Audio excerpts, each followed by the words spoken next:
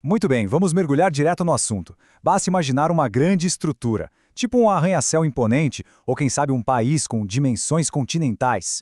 Tudo isso depende de uma fundação invisível para se manter de pé, certo? Na nossa análise aprofundada de hoje, o foco é exatamente a planta baixa do Estado brasileiro moderno, a Lei 4.320 de 1964. É inacreditável pensar que, há mais de 60 anos, esse documento atua como uma verdadeira espinha dorsal de como o dinheiro público é planejado, gasto e controlado no Brasil. É simplesmente fascinante ver como uma regra criada lá na época da máquina de escrever e do carimbo ainda consegue reger trilhões de reais hoje em dia, na era do Pix e da inteligência artificial. Então, vamos desvendar essa arquitetura invisível e entender por que ela é absolutamente crucial para o funcionamento do nosso país. A nossa agenda está dividida em 5 partes essenciais. Primeiro, origem, ordem no caos, passando pelo pilar das finanças e a mecânica do orçamento, até chegar em contabilidade e controle e fechando com a relevância atual. Fica mais fácil se a gente imaginar a administração pública como um corpo humano. Vamos ver desde o cérebro, que planeja tudo, até o sistema imunológico, que protege os nossos recursos. Começando pela parte 1, origem, ordem no caos. Qual era exatamente o contexto histórico de 1964? Bom, é impossível entender a cura sem antes olhar para a doença, não é mesmo? Antes de 64, o cenário era de um caos financeiro absoluto.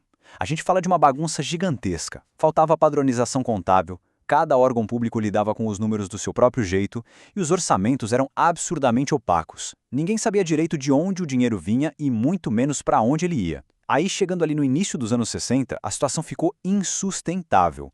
A máquina do governo estava crescendo num ritmo super acelerado, o que gerou uma necessidade desesperada de modernizar o Estado. Faltava um freio de arrumação urgente. E esse momento divisor de águas chegou no dia 17 de março de 1964, quando a Lei 4.320 foi sancionada, trazendo finalmente aquele controle institucional rigoroso que o Brasil tanto implorava. E o texto oficial da lei vai direto ao ponto, olha só. O objetivo central era literalmente criar normas gerais de direito financeiro para a elaboração e controle dos orçamentos e balanços públicos. Isso mostra que não era só mais uma leizinha qualquer passando no Congresso. Era a base de absolutamente tudo, a criação de um idioma único para as finanças de todo o território nacional. E isso nos leva à parte 2, o pilar das finanças, as regras centrais que comandam o orçamento. Essa verdadeira planta baixa governa a União, os estados, os municípios e o Distrito Federal, todo mundo sob a mesma regra, sem nenhuma distinção. A Lei de 64 padronizou a contabilidade e deu o formato do que a gente conhece como orçamento moderno. Mas o detalhe que chega a explodir a cabeça é que, décadas depois, em pleno ano 2000, quando o Brasil deu aquele salto gigante de governança com a Lei de Responsabilidade Fiscal, a famosa LRF, qual foi a base técnica utilizada? Exatamente a Lei 4.320. É ela que permite existir qualquer tipo de controle, interno ou externo, até os dias de hoje. É o grande ponto de referência eterno da administração pública. E para manter toda essa estrutura pesada em pé e transparente, a lei fincou 5 princípios orçamentários fundamentais. Eles funcionam como verdadeiras vigas de concreto. Vamos lá. Primeiro, a unidade. O orçamento tem que ser uma peça só, unificada. Segundo, a universalidade, que exige que, sem exceção, absolutamente todas as receitas e despesas estejam lá dentro. Terceiro, a anualidade. O nome já entrega. O orçamento tem um ciclo de vida de exatamente 1 ano. Quarto, a exclusividade, que proíbe misturar assuntos estranhos no meio da lei de finanças, matando os famosos jabutis legislativos. E por último, o orçamento bruto, que diz que os valores precisam aparecer na sua totalidade, sem aqueles descontinhos prévios. São esses pilares que seguram a casa inteira. Indo agora para a parte 3, a mecânica do orçamento. Como flui o dinheiro nas receitas e nas despesas. Se os princípios são as vigas, aqui a gente entra no sistema circulatório da coisa.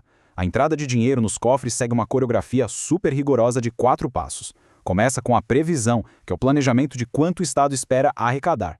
Depois vem o lançamento, que é a hora de formalizar o crédito, quem tem que pagar e quanto. O terceiro passo é a arrecadação, que é quando o imposto é efetivamente pago lá na boca do caixa, na rede bancária. E tudo se encerra com o recolhimento, quando esse dinheiro pinga de fato na conta final do Tesouro Nacional. Uma sequência mega lógica e intransponível. Agora, é crucial notar como a saída do dinheiro é o espelho exato disso. Também são 4 passos super rígidos na hora de gastar. Começa na fixação, definindo o limite máximo que dá para ser gasto. A seguir vem o empenho. O empenho é o Estado carimbando o dinheiro, reservando aquela fatia específica e assumindo um compromisso legal com o fornecedor. A terceira fase é a liquidação. Aqui é a checagem com lupa. O serviço foi feito? O produto foi entregue certinho? E só depois de toda essa maratona, no quarto passo, é que rola o pagamento, a transferência da grana em si. Sem esse passo a passo meticuloso, seria uma bagunça completa.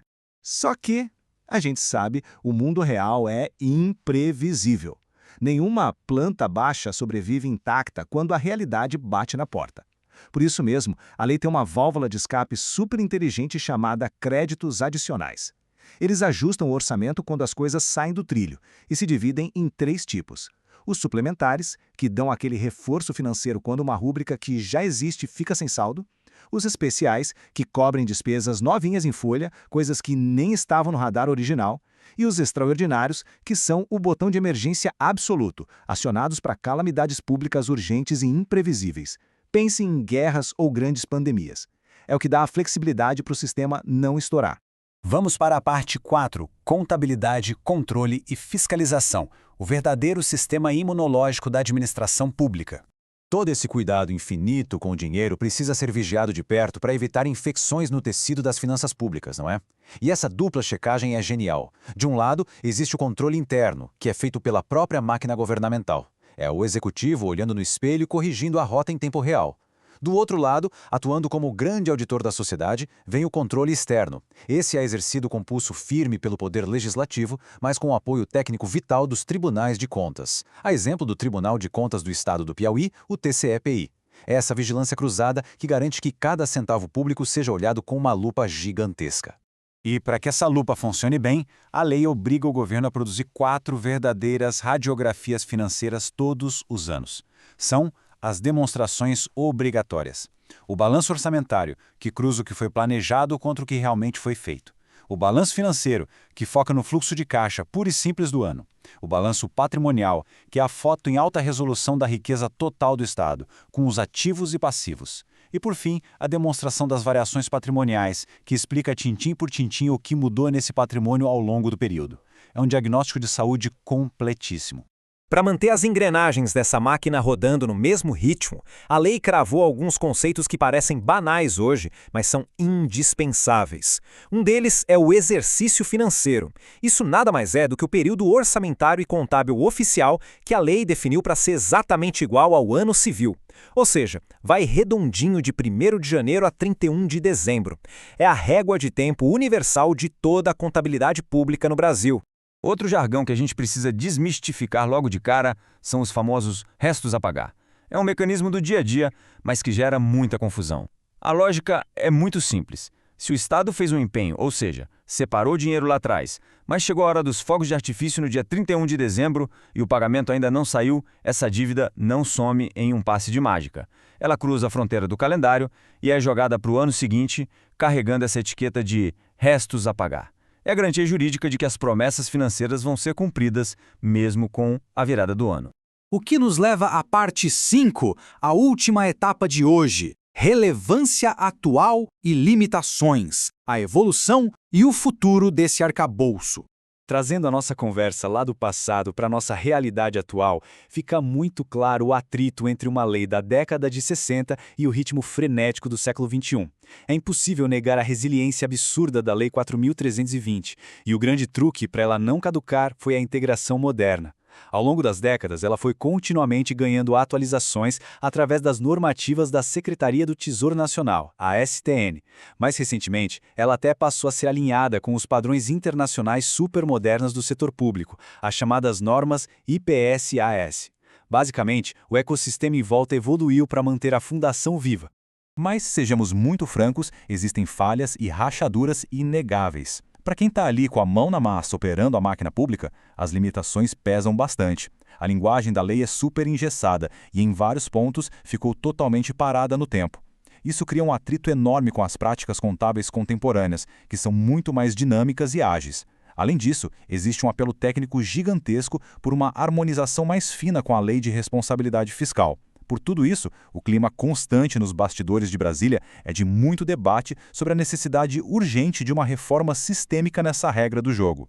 E é exatamente com essa provocação de peso que a nossa análise se encerra. Depois de mergulhar a fundo em como essa estrutura invisível planeja, gasta e vigia os nossos trilhões de reais, fica a grande questão no ar. Como modernizar uma fundação erguida em 1964 de um jeito totalmente seguro? Como adaptar essas regras para a velocidade impressionante, a tecnologia e as demandas reais do Brasil do século XXI sem derrubar toda a arquitetura que mantém o Estado de pé? É, sem sombra de dúvida, o maior desafio institucional para o futuro das nossas finanças públicas. Um abraço e até a próxima exploração.